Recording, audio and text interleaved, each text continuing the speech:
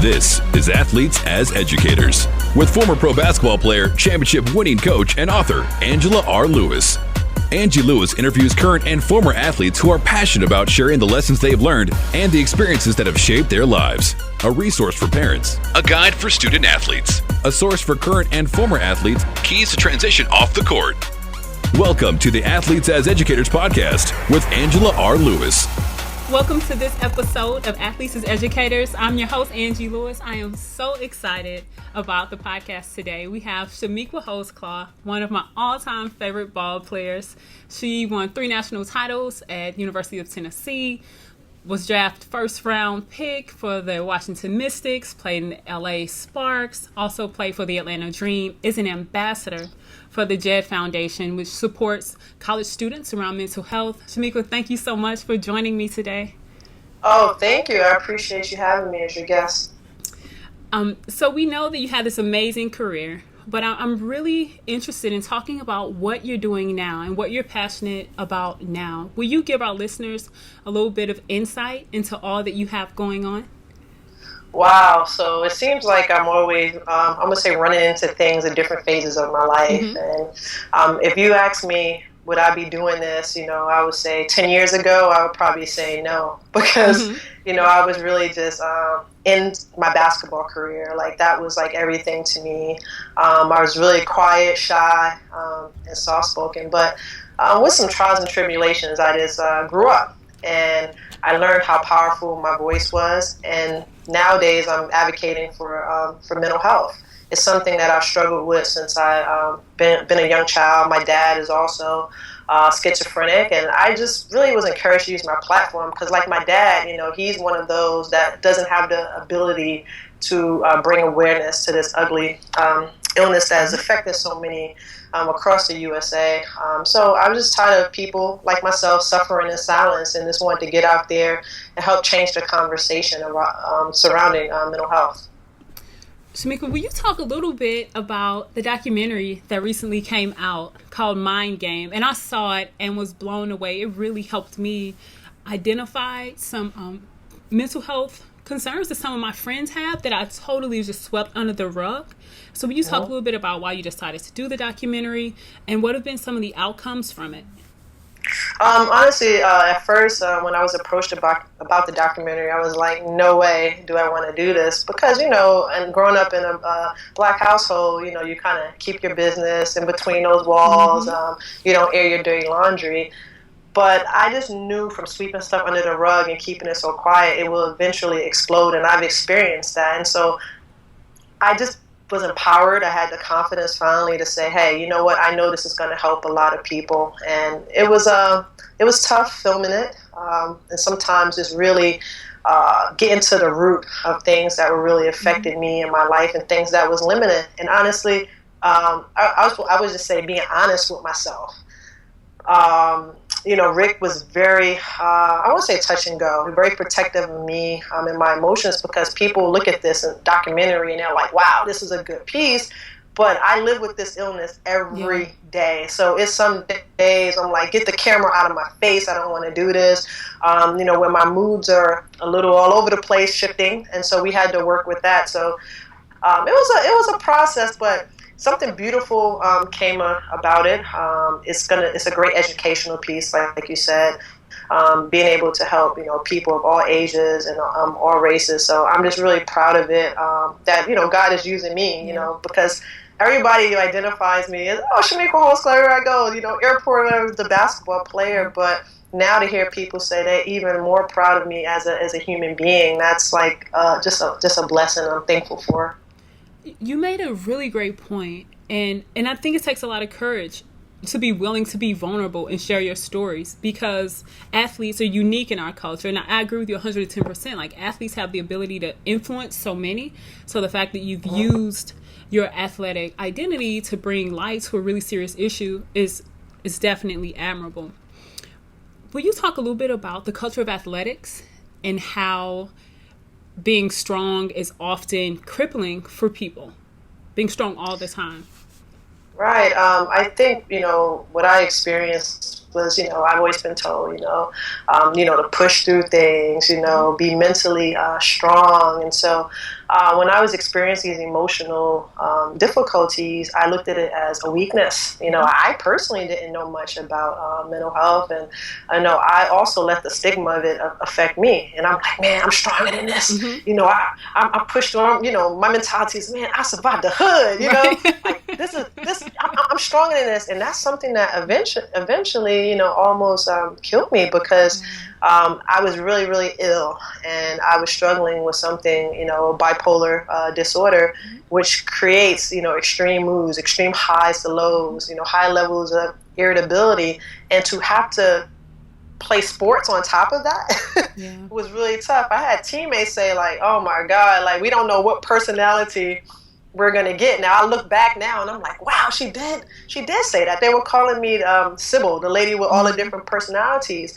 But it was like when I was out there in the court as an athlete, we're so conditioned to lock in and to perform. And I realized for me, after gaining more self-awareness, that I was actually operating like in my bipolar manic state. Like I had these like extreme highs and that felt good. But as soon as I walked off that court, it was like a drop in my mood, and I went back, to my house, and just was kind of like sometimes just like, just really down, high levels of depression. But I didn't feel comfortable like talking with my coaches or anything about it because, or the trainers and stuff, because I felt it was going to get told to my coaches, and in return they were going to think I wasn't very tough, and it was going to affect, the way that they treated me, and being a star player, like, I'm like, I do not want this to get out. So, girl, I was like all over the place. Yeah. No, but it makes sense. It absolutely makes sense. And I think there are a lot of athletes, especially young athletes, who deal with some of the same concerns. When did you recognize that it was time to ask for help and to talk to someone as a player, and then when you stopped playing? As a player, I realized it was time to talk to someone when I like lost track of 3 days, and I was in my apartment near the arena in DC, and it was like an out-of-body experience. I remember just being on that couch, eating those Fruity Pebbles and people knocking at my door. It was just like I was in a trance, and that was like my low at that point, having, all these suicidal thoughts. And so while I was playing, it was during my season, I was missing in action. So once my friend came and got me out of that state and got me some help, I realized this is something that I needed to do. I needed to get better. But at the same time, I'm still in that competition mode.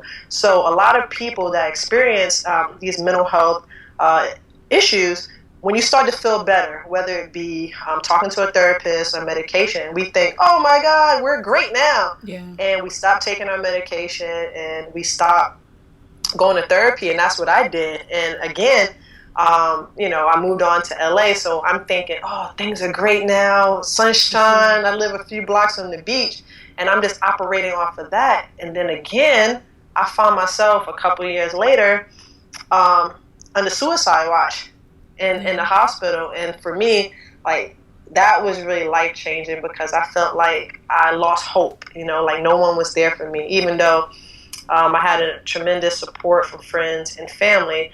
And then I think, after basketball, just living with this and not having basketball is my escape in a sense. Managing when everything slows down. Everything slowed down, Angela, to the point where, I once I started playing, I started doing more speaking and things like that. But I'm on the road a lot, like by myself, and I didn't have that camaraderie. I didn't have that schedule. Yeah. After that transition, being involved in sports since I was 11 years old, someone's telling you, all right, the train here, eat here, you got practice tomorrow. That was no more. And so I just really started having these like really severe, like the worst ever mood swings and whatever. And then I had my first manic episode in 2011, 2012. And it was something that really like affected my life. It was that point where I knew that this was very uncharacteristic of me. And this illness was real. Like, I used to listen to my dad, watch my dad as a young kid, not knowing him being schizophrenic, talking to himself. And I thought he was just an alcoholic. He had this full-on conversations, like, with himself, just doing, threatening to cut me and my brother and my family up into little pieces and put us down the incinerator.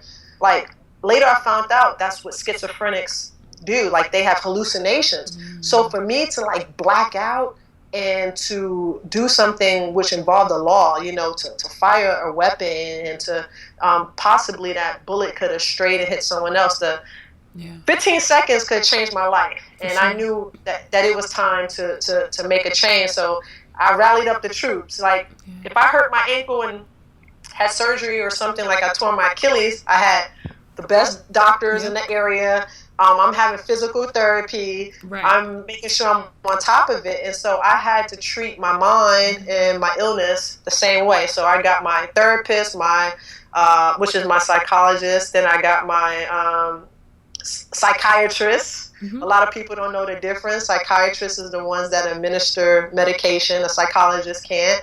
And then also a forensics a psychiatrist, and that's the person, just like forensics with the study, they are allowed to, like, go through your records from when I was a kid in therapy. So after sorting through all this, and he was the most helpful, because he's like, you've been misdiagnosed all these years. He said, everything that I've read points to bipolar disorder. Like, you've been on the wrong medication.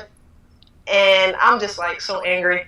I'm so angry. I'm angry because I'm, like, practically, I'm going to say, I always say I lost 10 years. It's been a little bit more, but 10 years of my life when I've had great health care, could have been taken care of. Like, it's something that happens. And people don't know, when you have bipolar disorder, it usually takes 10 years to diagnose it and to find out what that person's dealing with.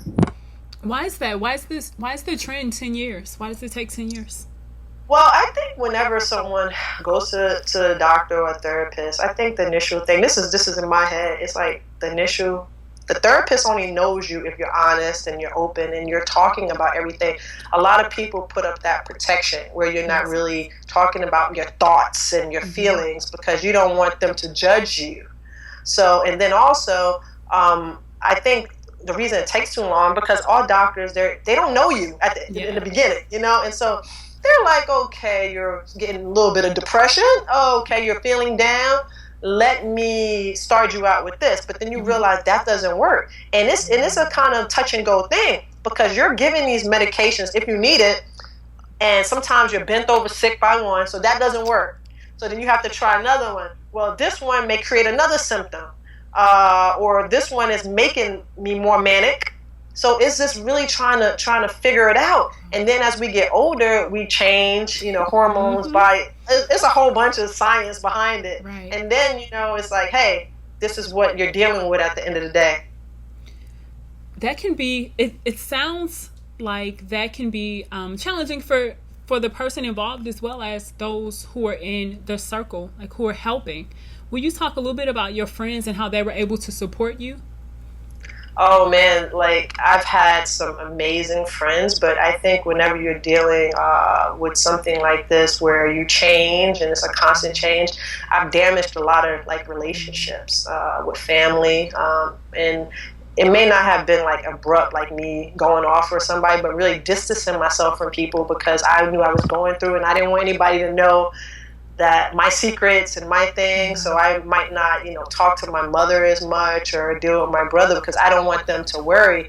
And so at the end of the day, once I got better, it was about mending those and talking to people. But I also had some amazing friends that kind of been on this journey with me, and now they're like, girl, whew, you put us through it. But in educating themselves, you know, they've taken more responsibility to be there for me, because they're like, you know, sometimes you were not emotionally able to make certain decisions, you know, and they're like, they wish that they could have been there for me and helped me in ways. And so I had friends that say they didn't believe in this. Like, they were like, oh my God, this person are like, I don't want to talk about this. And now, like, their eyes are open because, just like anything, knowledge is power.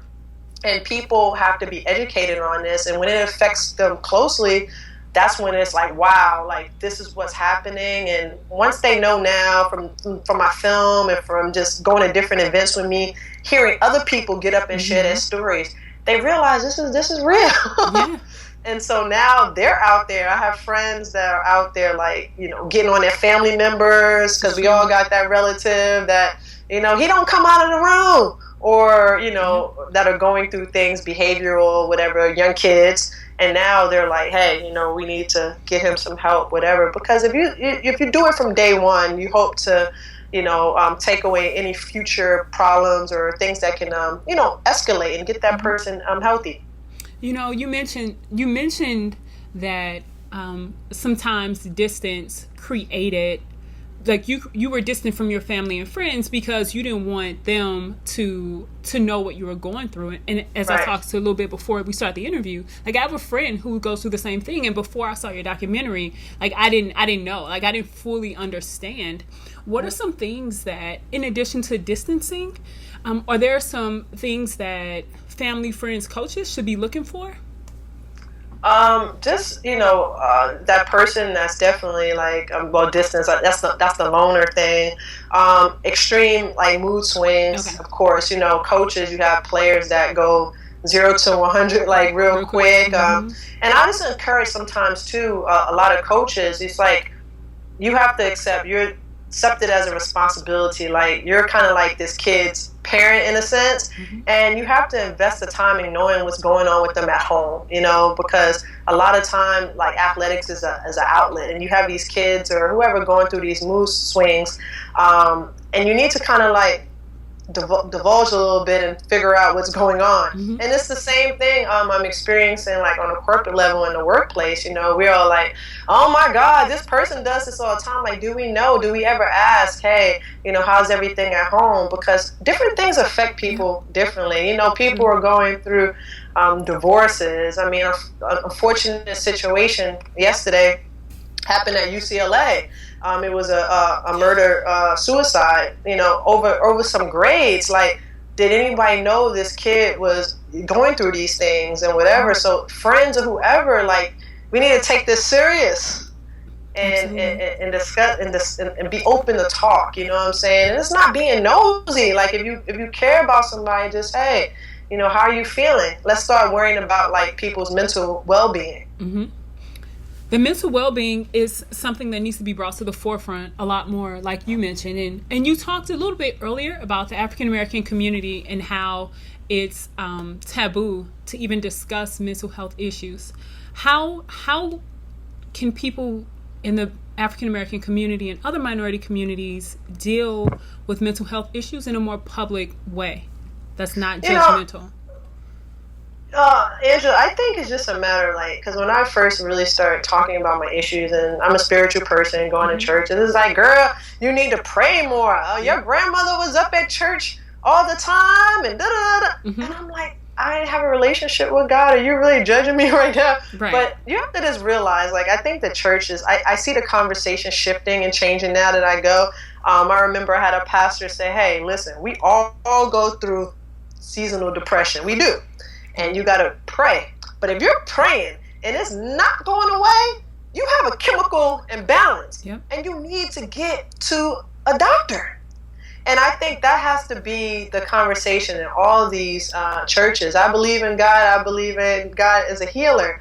But also, God created, these doctors. God created medication. Like, sometimes your chemistry is just a little off, and let's get it back.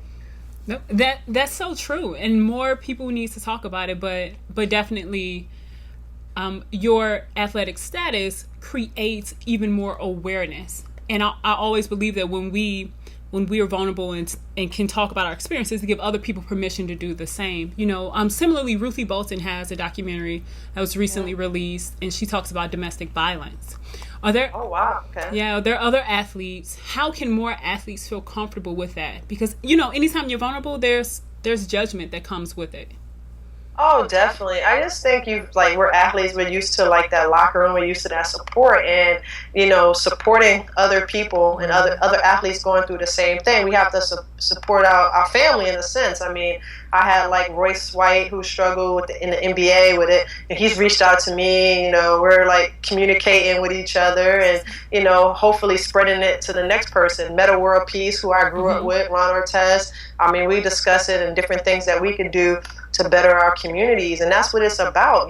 Like, hey, I'm gonna speak about it. You got my back. Right. Next person feels more comfortable. I've had other athletes reach out to me and say, hey, you know what? I know what you're going through. I've been going through it the same thing. And the more they hear me speak, it gives them the courage to share their journey also. Mm-hmm.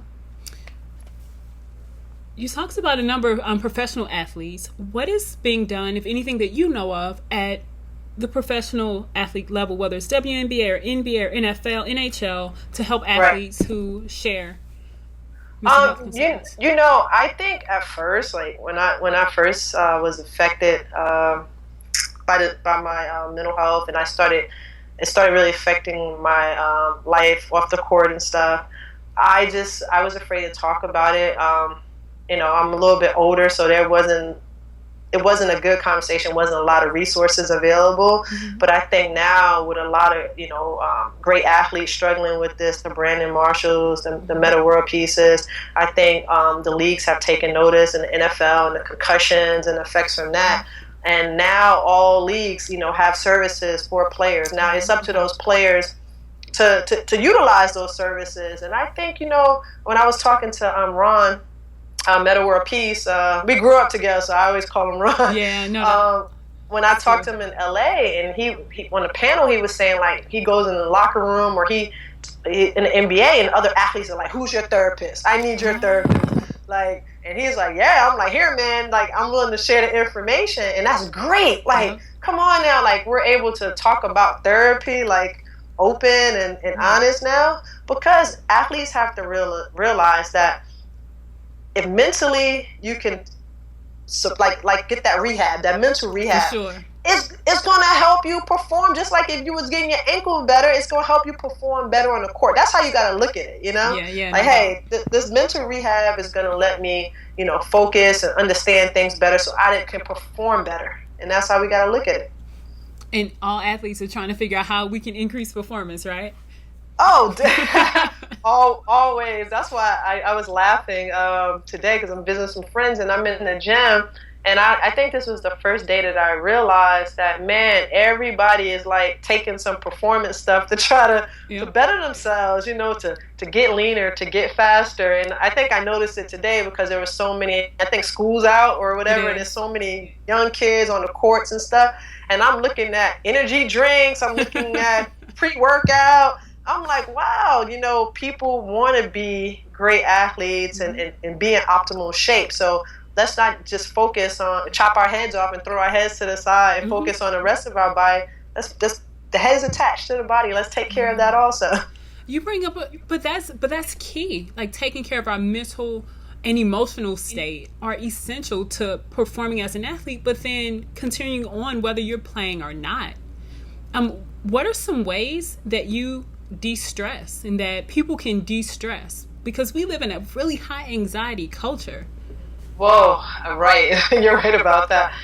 For me personally, I like yoga. I like the mindfulness I get from that, and the peace and the stillness. So that really helps me. Working out, doing cardio, lifting weights, that kind of helps me. Reading.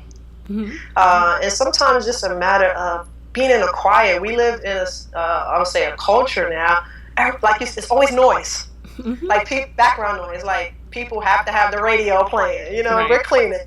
Like, sometimes you just got to have that stillness so that you can be with your thoughts. And I think that's important.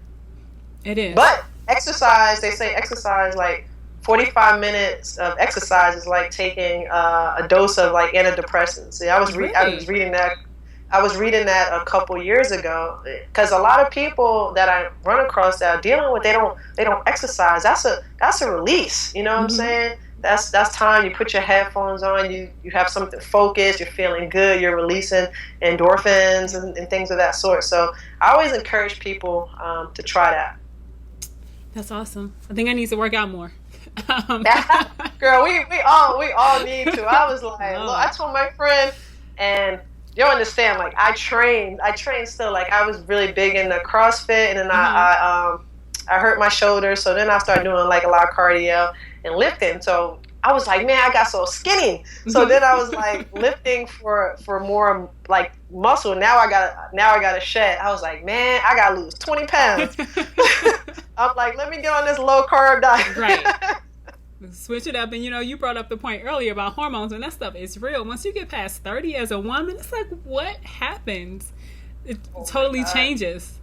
Please tell me, because 40 is around the corner, and I'm just like, oh my goodness. Like everything changes, and it's health. This health and wellness is really important. Like, it is. I got my mom working out. Oh, that's awesome. She started working out maybe like around Christmas time. I started her off at the perfect gym for people that don't like to work out. What's the non-intimidation? Planet Fitness. Mm-hmm. So she has a little trainer, and like she loves it, and she's sweating and telling me about her heart rate, and she feels great. She's like, man, I've lost some weight. I'm down to, especially a size 10. She wasn't really like that big anyway, but moms always complain about their abs in that area. So, she's in shape and she's doing well, but I just encourage just walking or doing something. I mean, a lot of people have, desk jobs and they're just sitting there, they're eating, they're drinking. Just walk, if it's walking a mile, then try to walk 2 miles. Try to get some little weights at home to work your arms. Just do something to increase your health. For sure. Lifetime health care, like lifetime health and wellness is essential, and it changes. Like what we do at 25 may be totally different than 35 and 45, but as long as we're doing something, that'll help overall.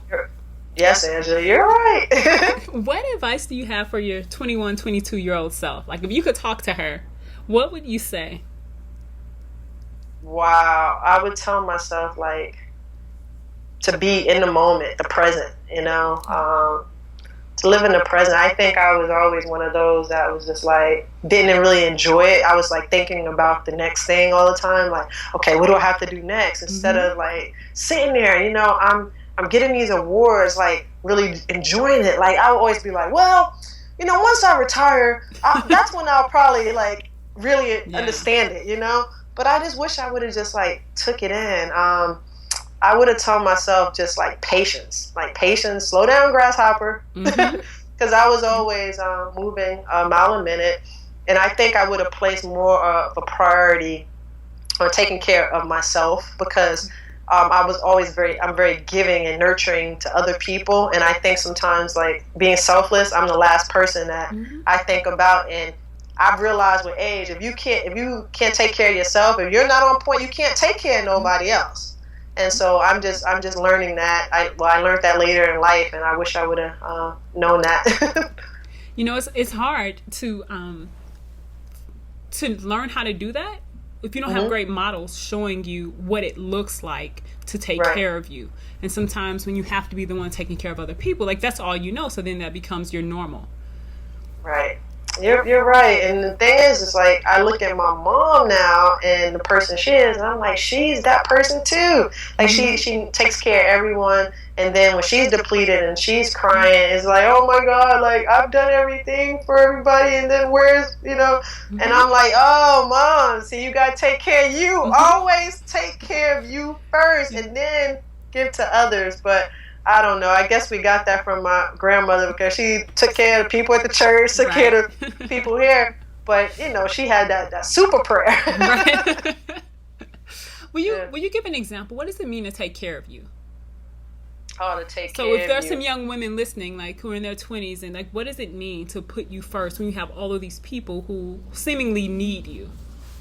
Right. I think for me personally, to take care, make sure I'm in a good place mentally and emotionally, making sure that I'm on point as far as like like finances and things like that. making sure that before I offer to help somebody or give someone, that I am like doing what I'm supposed to be doing. Because, you know, it's been times like I'm like, damn, like I didn't loan people a lot of money, and I'm like, I haven't gotten any of it back. And then I learned a long time ago from my grandmother. Now, when you give somebody something, you don't expect it back. But then I just think like, wow, like it starts to bother me and affect me to the sense like, really, like, am I like really like a ATM? Like, these people see me, they go and buy shoes. I watch Facebook, but you owe me money and you don't want to pay me back. So it's really understanding that I can't let that trigger me. So I think about that, you know, before I decide now to offer, because I know that puts me in a different place. Taking care of me also is, you know, for me, making sure that I'm trying my best to eat healthy, you know, again, exercising. Taking care of me is trying to really put myself always in good situations, like socially, hanging around like really positive people, and not people that are, you know, negative and are going to bring me down, because sometimes like negativity can just like breed, you know, it just get a bunch of people who are positive, and that negative is just there, and it really limits you. So it has effects. Like if I'm always angry, if I'm always upset, you know, it's not good for you. And so it's learning to be more in the happy zone, or trying to be in the happy zone, like hanging around people that give you that, you know. And sometimes it's not cool. Like, I know everybody wants to be down with the cool crowd, but I'm sure as you experience in life, it's about being around people who are positive, people who are moving forward, you know. And that's the thing I would have told my 20-year-old self. It's not always trying to be one of the cool kids. Absolutely, yeah. It's not, you know. I look at all my friends now, we laugh. I was always like really like a nerd, but I was just cool because I hooped. And I was from the hood, but even though I went to private school like my whole life, so I was always like right in the middle. But I look back now and I always tell kids, I was like, all my friends that were so-called nerds that the people made fun of, these are all people now that own businesses. These people that are doing like amazing things. So, you know, I always tell these kids, now you make fun of him all the time, yeah, whatever, but he's in his books. He's trying to become something. So, you know, I try to tell the kids, don't put labels on people. Learn to accept them for who they are, and learn to build relationships. That's very, very important, because I'm like so proud of my friends. I get friends like that, great politicians that I met in college, friends that, you know, I just met along the way who are doing their thing. And it was because I opened up. I'm like, this person's different from me. Going from New York City to Tennessee, like, it's very, very different. But, you know, I'm in the country. I'm riding horses. Never rode a horse in my life. But opening myself up to new experiences, and not being afraid because I've never experienced things before, and limiting myself. You know, it's a big world out there, and you have to just be willing to experience it. You know, like, you played overseas. I've lived in, wow, all these different countries, 11 years playing overseas, and, you know, a lot of times being the only black person in the city. And every day you going out and people staring at you. But, you know, or going to supermarkets that nothing was in English. But, you know, you're making it work, and you're taking in the culture. And once you accept other people and their cultures, it's like, these families were inviting me to their house. They didn't see color. You know, it was just like, oh my God, oh, we love you, Chamique, we love you. Oh my God, you try our food, and you're so open. And I learned that from my grandmother, just not to be afraid to new things. Just try. If you don't like it, you know, hey, move on with your life. But now we're not talking about drugs. Right. we're talking about food. We're talking about cultural things. Thank you for clarifying that. Right. Chamique said try, so I'm just gonna try. We ain't gonna come back and say that. Right. I had to bring that up. So, because I had a kid saying, I'm looking like, are you serious? But it was at a high school, and it's like there are different pressures the older you get. You know, and I'm with little kids. I don't have to really talk about that type of stuff. But in high school, there's some tough decisions that these kids have to make. You know, I'm in these schools, and I'm seeing young women dress like they're going to the club. in the way, like I'm sitting in the hallways, I'm watching how the young men approach them. And then when we come into the classroom, I'm like, if you want him to respect you, you got to have a certain standard for yourself. And I always tell the guys, like, you address me with a handshake and good eye contact and pull up your pants. Right. Like, learn how to present yourself in a way that if I was an employer, I want to give you a job. And the kids are always like, true. I was like, would you hire him? He's like, no. I'm like, no, your boy wouldn't hire you. And then it really gets them to start thinking, you know what I'm saying? It's just like sometimes you have to make little changes and be willing to. And you want to be a queen or a king, you know, carry yourself like royalty, you know what I'm saying? I watched in the school the little boy and grabbed a girl in the... I'm like, what is... Yeah. She had the tight club dress on. I didn't know they let them wear that in schools. I don't think they're supposed to, but sometimes they get away with it. Yeah, I was shocked, man. I was like, I was like, man, my kids, they gonna hate me. You know what? On a side note, though, about schools, attendance is a huge issue in a lot of inner city schools. So sometimes educators is just happy they show up. Yeah, that's true. I have friends that I guess the teachers, like, there's some rules of what they can do, because I had a friend get written up. Written up teachers or whatever, because she would bring extra shirts and deodorant and stuff. And the kids, of course, weren't showering or had difficult situations at home, so she would have stuff all the time. And I was confused about why she got written up about that. Right. Like, yeah. I mean, kudos to educators, because it's a tough job. It really is, and they're so underpaid. You know, I'm like, if man, the stories I hear, I couldn't deal with that, because the good teachers not only are in the classrooms, they start to move a little bit to the homes and talking to the parents, you know. Absolutely. And having to deal with sometimes like a parent who doesn't necessarily reflect the kid, if you know what I mean. Yeah. And the parent, like, you're just like, he's not making good grades, and then you go talk to the parent cussing you out. I'm like, oh, jeez. Yeah, it is not easy. It's not easy, but I think that the more people like you, like me, like other athletes who can come in and be supporters and give and inspire kids' lives and show them what life can be like if they go down a different path, I think it can help. And I know teachers always love that support of other people coming into the classroom, reinforcing what we know they tell them all the time, but they can hear it. So what's coming up for you? What's coming up next for you, for your foundation? Oh, wow. For me, well, we're trying to do a revamp of my organization, because I love to do the camps and stuff for the kids, but I've just gotten so busy personally. And then also the person that was helping me with the organization is now in the Middle East. She took a job in Jordan. Okay. So that's been like kind of set it back. Now it's just really gearing up my schedule. I speak a lot at universities and colleges, so getting that going. I'm working on writing a new book. Oh, okay. And just some other projects. I don't know. I have some ideas of some films I possibly want to do, and some things I want to shoot. And so it's just a matter of me, you know, kind of writing it down and talking to people in the industry or whatever, and talking to them and say, hey, you know, how does this sound or whatever. But I'm just always trying things. Like I said, open to new things. I've done some acting stuff, and a lot of people think I should seriously get more involved in that.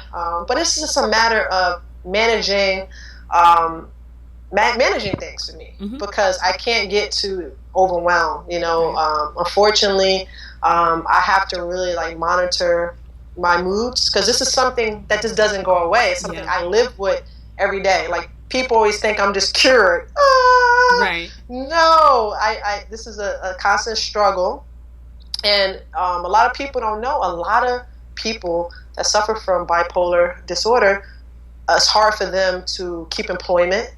It's tough for them to, you know, it's just to stay employed. And for me, I've been blessed, you know, to be able to, you know, be self-employed over the years, and, you know, get out and speak to people, you know, I guess being a public speaker for a living, and slash, working with basketball when I can. So that's been my path. But now it's like, I'm ready for the next thing. Yeah. Like the next phase. I can always do that. But it's just like, what's next? We're competitive. We're athletes. Absolutely. But as I bring it on, making sure it's things that I can manage, because I don't want to put on too much on my plate, and I'm just, it causes an imbalance. So I'm just very, very aware of myself and my mental wellness. Sounds like a lot of exciting things coming up. Oh yeah, definitely. I mean, like after I kind of like learned to manage everything, when you live like without color, I always say without color for like so long, and you get that color back, it's like you just want to live out loud. Like I'm just like always moving, 100 miles per hour now, and that's probably why I have these crashes. But just really experiencing, like I feel like I'm finally like living again, and it feels so good. That's awesome, Chamique. I just want to thank you again for taking out the time to chat with me, for being on the podcast. Right. I know that this information is going to help a lot of people, and your documentary, Mind Game, has been really life-changing for me, especially with the interactions with some of the friends that I have. Can you let people know how to reach you, how they can find out more about the documentary and the books that you've published? Well, they can always call me at 678. I'm joking. I was like, dang. Well, okay. No, they can reach me. They can actually go out to the mindgamefilm.org. That's the website. Find out more about the film. They can go to my personal site, which is holdsclaw.com. That's HOLDSCLAW. And across social media, chold1. Twitter, Facebook, the Instagram. I try to be cool now. I'm a little behind, but I try to keep up with the social media platforms. For sure. That's how we connected, Instagram. It's like, definitely. I want to interview you, so thank you for replying and taking the request. Awesome. Chamique. It's been awesome. Thank you so much. And I look forward to hearing and seeing all that comes in the future. Thank you. This is Athletes as Educators. Thank you for listening to the Athletes as Educators podcast. Connect with me through the Athletes as Educators Facebook page or at Athletes Educate on Instagram. Be sure to subscribe so that you never miss an episode, and go over to iTunes and leave us a 5-star review. For more resources and information about today's podcast, you can check us out at AngelaRLewis.com.